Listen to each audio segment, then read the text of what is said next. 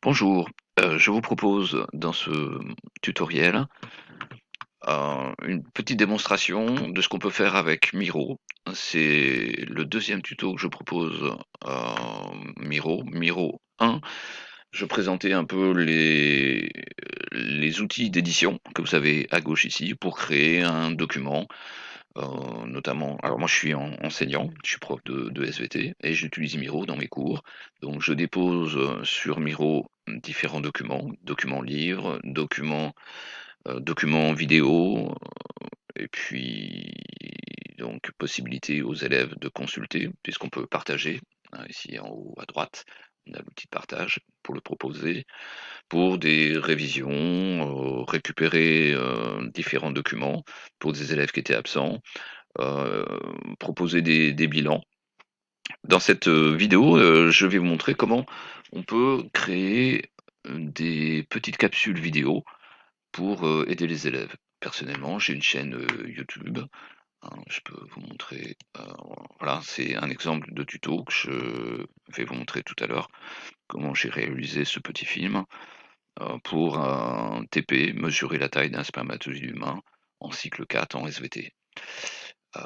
Donc ça, c'est un autre tuto, c'est le tuto 1 Miro que j'ai créé pour, présenter Miro dans ses outils les plus simples.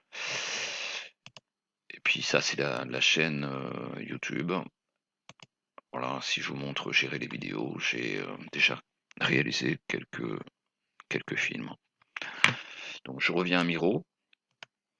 Là, j'ai au préalable créé un plan de travail. Alors j'ai téléchargé différents documents. L'image que j'ai ici me sert beaucoup pour, présenter de la méthodologie, par exemple en SVT. Heu, je vais montrer, l'exemple ici, comment mesurer la taille d'un spermatozoïde en cycle 4, quatrième par exemple, pour les élèves. Donc j'ai disposé différents documents, une image, prise au microscope, un grossissement moyen, fois 100, et on voit ici des spermatozoïdes sur une lame de présentation. Une, heu, une règle de calibrage, heu, que j'ai récupérée aussi sur internet. La lame de spermatozoïde humain. Donc tous les outils ici sont présentés. L'avantage avec Miro, c'est très, intéressant, on peut déplacer différents objets. Par exemple, celui-là, je l'ai bloqué, mais si j'appuie longtemps, je peux le débloquer pour le replacer. Donc là, je le rebloque à nouveau. Voilà, j'ai une image ici que je peux déplacer pour montrer qu'on peut l'avoir à l'écran. On peut changer le plan pour le mettre devant, mettre au premier plan. Alors, je fais remarquer que Miro, dans sa version évolutive, la dernière version, on peut l'avoir en français. Vous voyez ici, j'ai tout en français. Ce qui était un peu pénalisant pour les élèves, hein, qui n'ont pas forcément le niveau en anglais pour tout bien comprendre, donc là, ils sont bien contents. Donc voilà, là, on montre, qu'on peut l'avoir à l'écran, on l'imprime. Alors comment on a fait? Alors là, dans la vidéo que j'ai créée, j'ai montré, en déplaçant les différents objets, la règle de calibrage, la lame de préparation, on la dépose sur le microscope, on met la règle de calibrage. L'avantage de Miro, ici en bas à droite, vous voyez le zoom, on peut le porter jusqu'à 400 fois, bon, ce qui est très intéressant en SVT, hein, évidemment. Donc ici, le fil le plus fin, il mesure 0,03 mm, je suis au maximum du grossissement ici. Et voilà, donc on prend la photo avec la caméra, elle apparaît à l'écran, on la sort à l'imprimante et ensuite on l'utilise avec, la règle. Alors la règle, on la dépose devant aussi, mettre au premier plan.